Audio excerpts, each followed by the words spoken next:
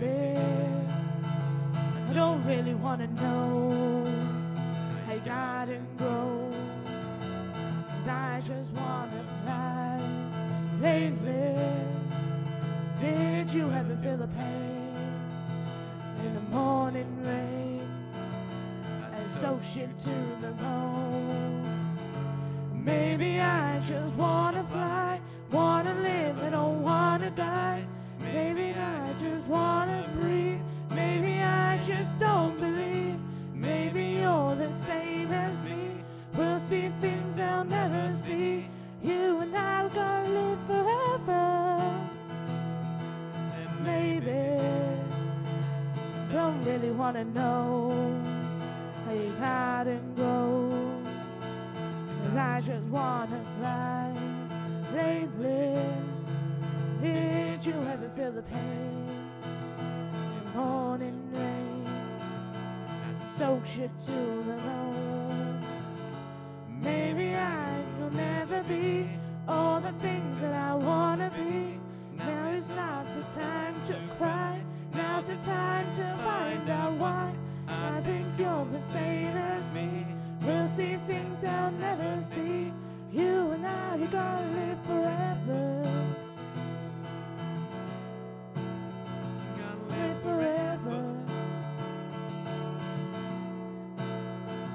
Live forever. Live forever. Live forever.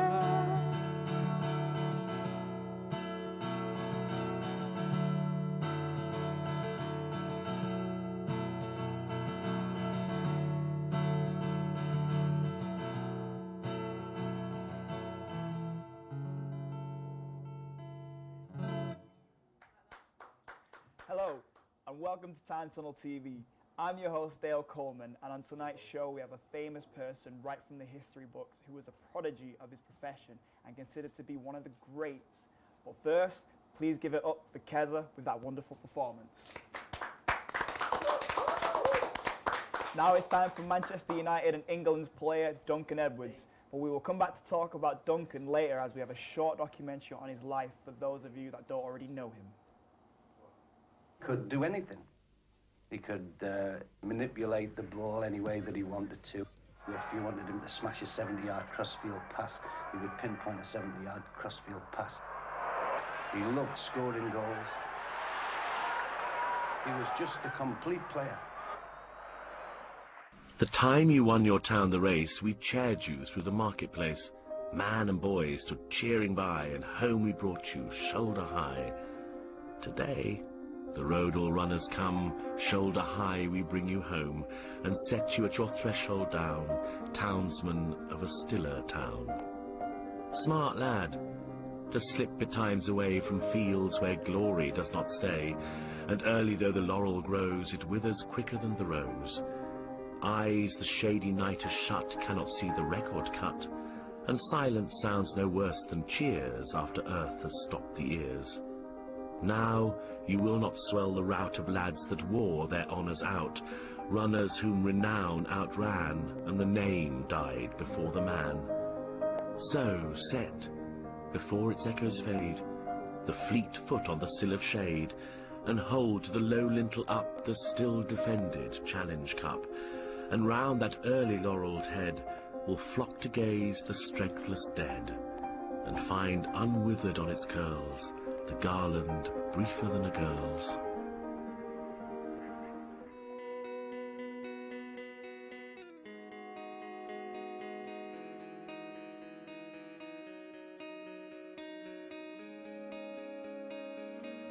He's managed to make it mad. So that started us after Duncan Edwards and eventually signed. And Jimmy Murphy, the assistant manager, said to me, he said, "Bobby, I want you to play with Duncan Edwards." He says, "What a player he is. He's got a great left foot, right foot, balance, everything is right." He says, and he is going to be a great player.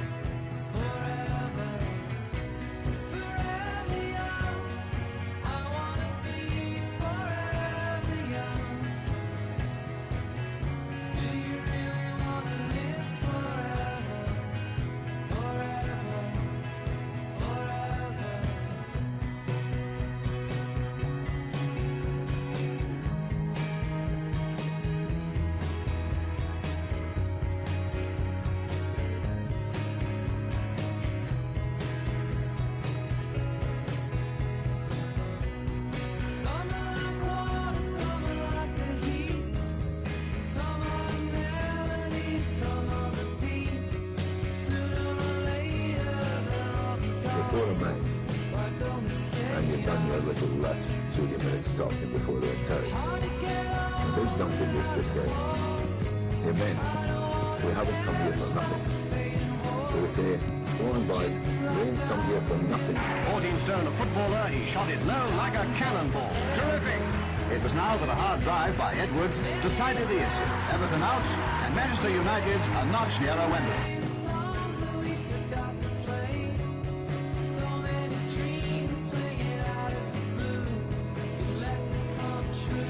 Duncan should have lived forever. You know, he was that strong. He was a god, he was a warrior. He was immortal.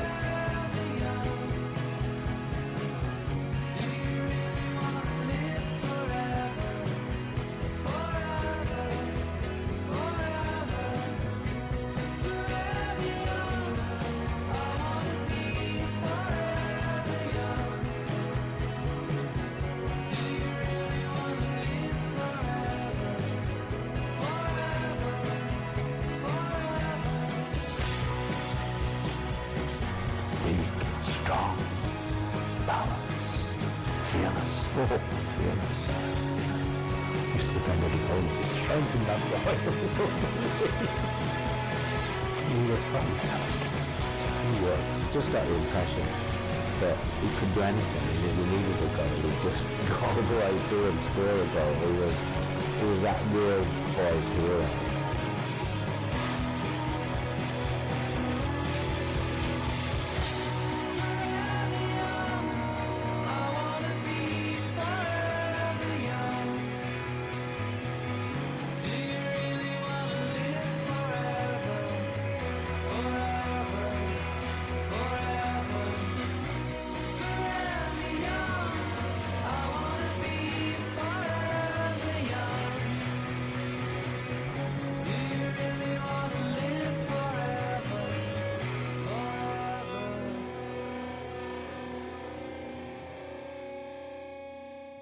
Welcome back.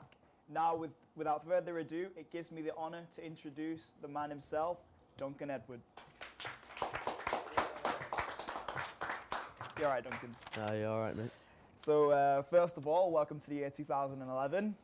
And I just wanted to ask, how was your journey to this year, to the present? Yeah, it was all right. I mean, it's a strange experience. Nothing else like you could experience. Mm-hmm. The only way I can describe it is like you're on a roundabout going massive speeds, and you get in like flashbacks, but it's not your flashbacks. They're like future flashes, you know, of what's happened through the years that you've not been there. It is time So, travel. yeah. Okay, so knowing that you were coming to the year 2011, did you do any research on what's happened over the decades, let's say from 1950 to the current year we're in now?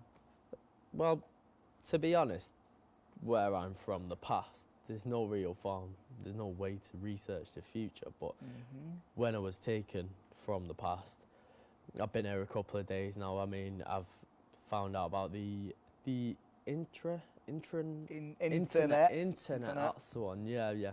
I've been on the internet, found out a few things, and the people that brought me back told me a few things, you know, updated me. Like them two skyscrapers that the planes went into. 9/11. I think that was the culprit was Bin Laden. Laden, That's tragic. the one. Yeah, there's a few big terrorist names that were. And there's also good things like how well Manchester United have been doing since the Busby Babes. So. Yeah, man. Okay, now let's get on to some serious stuff. Right. You always had ambitions to become a professional footballer from a very young age. Where did that hunger come from? Where did the strive start? Well, I suppose as a child, I'm from a relatively big rugby family. I mean, my family loved rugby, but I loved football, and my mates loved football. So would you say you was born talented? Like you just born? In some respects, I was always good at most sports, but I was especially good at football. I mean, my friends were good, but I was just a little bit better. But I knew it weren't like it wasn't a natural thing as such as I used to practice a lot more. I was everywhere I went, I took a football with me. I even played it in my own bedroom. against the wall. So, you know, it's hard work. You were scouted by Manchester United and made your professional debut at the young age of 16. Yeah, that's right. So what did it feel like to step onto the pitch and make your debut? I mean, you was only 16, you were still a young boy, so Still a you must kid. have been overflowing with emotions at that time. Oh yeah, of course, you're still a kid, aren't you? You mean, you get on this big pitch with this crowd, and it's brilliant, don't get me wrong. It was nerve-wracking. Fortunately, my team, the United team at the time, was really young, so I settled in and made friends with people dead fast. But yeah, it's just brilliant, you couldn't unexplainable. Of course, you were managed by Sir Matt Busby, you know, Oh, legend yeah. himself. Yeah. What was he like as a manager and more thoroughly as a person? Oh, he's like a dad, that fella. Brilliant, It's legend. nice to know. It's nice to Brilliant, you know, it wasn't like portrayed to be some brilliant guy in the papers. He was that guy who was, the manager today is called Alex Ferguson. Well, he was, and Does he compare? everybody I've asked about Alex Ferguson love him. Like, obviously United supporters, I mean, they love him. So It's he just does kinda brilliant. compare to Yeah, Matt it's Busby. led them to where they are, and that's what he did for us. Okay. You were part of the famous Busby Babes, a team which was conquering the world. How did it feel to be part of that team and with that bunch of people? Oh, you know, Like, you knew all the team personally as well. So. as I said, I loved the team because they were quite young, you know, so I got on with the fellas there. So it was like this brilliant experience, this journey you're going on, beating teams left, right and centre, Yeah. was with your mates, you know. The young side, it's like they're all your mates, you were doing all this. And That's lovely to know. Okay, we'll have to wrap things up there.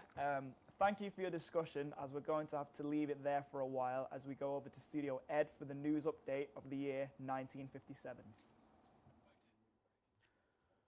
Hi, welcome to Ed News. I'm Matthew Jennings. Today we'll be hearing about most of the major news reports that took place during the year 1957.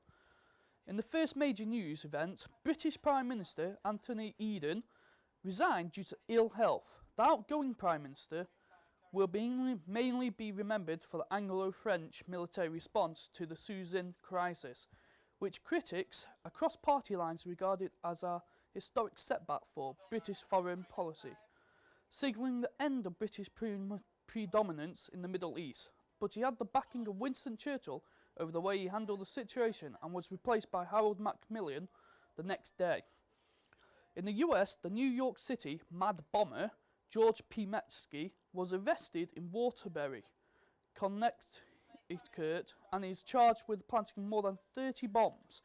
He terrorized New York City for 16 years in the 1940s and the 1950s with explosives that he planted in theatres, terminals, libraries and offices. Bombs were left in phone booths, storage lockers and restrooms in public buildings, including Grand Central Terminal.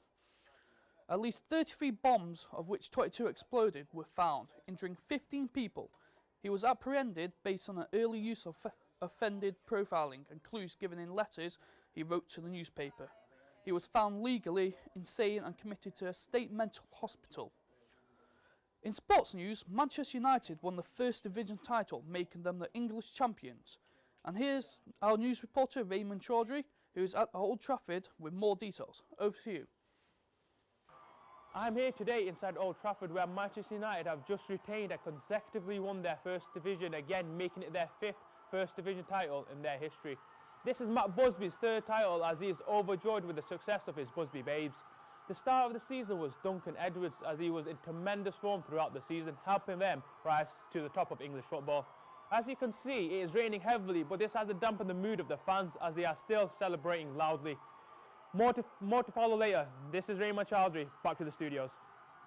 Thank you for the report there. Now in further news. The 29th Film Academy Awards were held in Los Angeles, where there were 2 major winners, which were Around the World in 80 Days and The King and I, both of which walked away with 5 Academy Awards. Another success was Somebody Up There Likes Me, which walked away with 2 Academy Awards. In Russia, Sputnik 1 was launched into space. It was the first artificial satellite to be put into Earth's orbit. It was launched into an elliptic low Earth orbit by the Soviet Union on the 4th of October 1957. The unanticipated announcement of Sputnik 1's success precipitated the Sputnik crisis in the United States and ignited the space race, a part of the larger Cold War. The launch ushered in a new political, military technology and scientific developments, while the Sputnik launch was a single event. It marked the state of space age.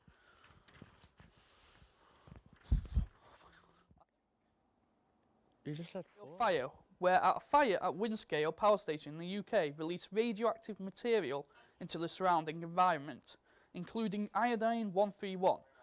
The Windscale fire of 10th of October 1957 was the worst nuclear accident in Great British history, ranked in severity and level 5 on the 7-point International Nuclear Event Scale. The two piles had been hurriedly built as part of the British atomic bomb project.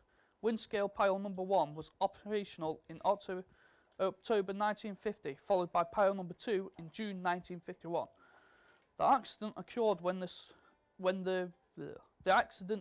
when the substantial amounts of radioactive contamination into the surrounding area. Of particular concern at the time was the radioactive iodine-131, which may lead to cancer of the thyroid, and it has been estimated that the incident caused 240 additional cancer cases. No one was evacuated from the surrounding area, but there was concern that milk may be dangerously contaminated. That's all the major news we have time for today. Thank you for listening. I'm Matthew Jennings, back to the main studio. Thank you for that report, Matt, and welcome back. I'm glad to say that we still have Duncan Edwards with us, giving us an opportunity to learn more about him and his thoughts.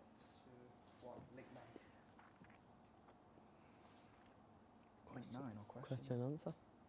So, back in your day, Duncan, what did you do in your spare time? Like, what were your hobbies and interests? Well, it's needless to say, football was a massive one. I mean, like I said before, I was playing football 24/7. I still had bloody football in my bed with me when I slept. But, I mean, what kind of hobbies is there other than, I suppose it's the same as what the lads do now, out seeing the birds and, you know. There wasn't really that much to do back in the day. Yeah, just going out with friends and all that. I mean, yeah. As a young kid, you wrote an essay at school about your dream to play at Wembley.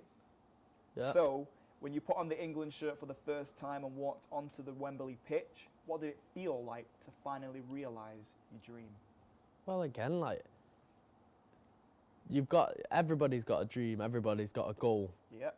And to fulfill that dream is the ultimate achievement. Mm-hmm. So, it's sheer pride. Yeah, not many people can say they've realised the dream. So it depends how high you set that dream, great.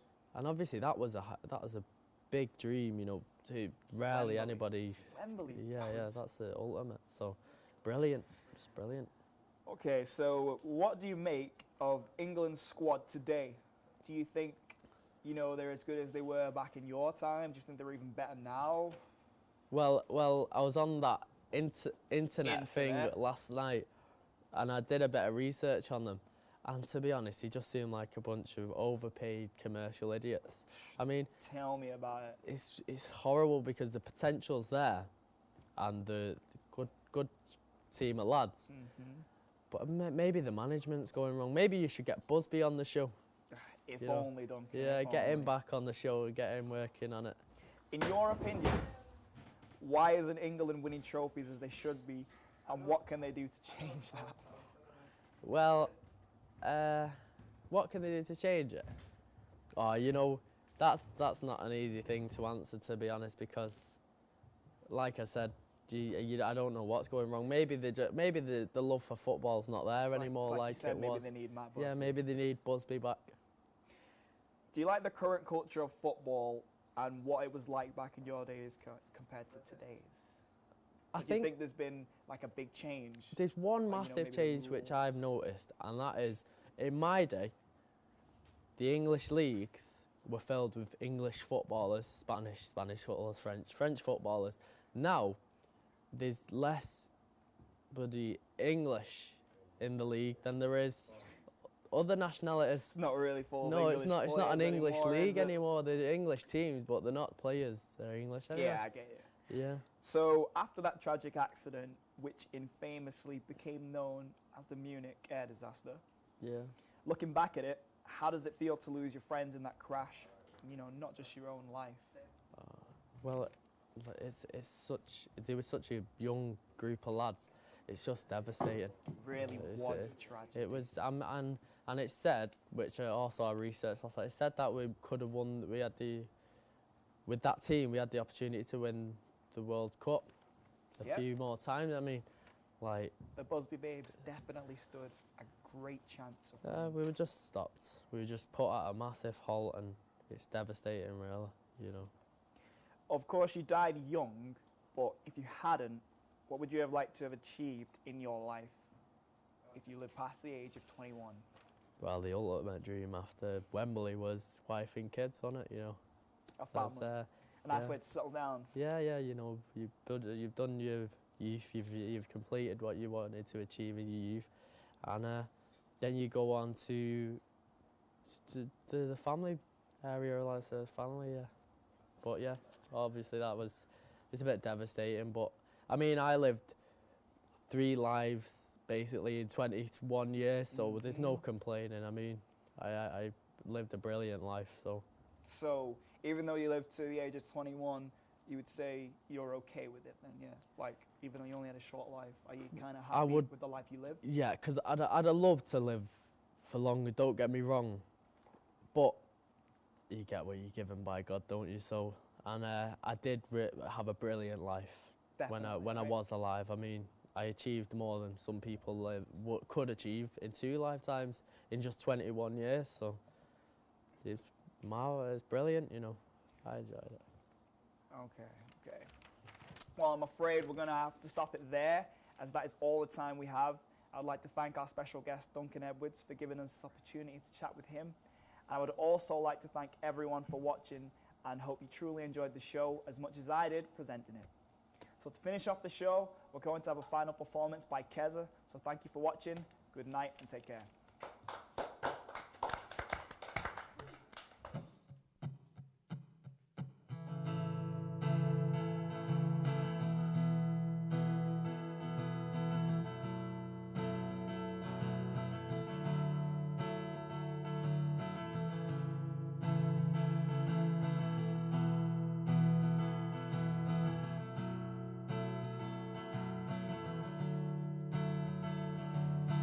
Maybe I don't really want to know how you got and grow, 'cause I just want to fly. Lately, did you ever feel the pain in the morning rain and soaks you to the bone? Maybe I just want to fly, want to live, I don't want to die. Maybe I just wanna breathe. Maybe I just don't believe. Maybe you're the same as me. We'll see things I'll never see. You and I, we're gonna live forever. And maybe don't really wanna know how you got and grow, 'cause I just wanna fly. Lately, did you ever feel the pain in the morning rain as it soaks you to the bone? Maybe I will never be all the things that I wanna be. Now is not the time to cry. Now's the time to find out why. I think you're the same as me.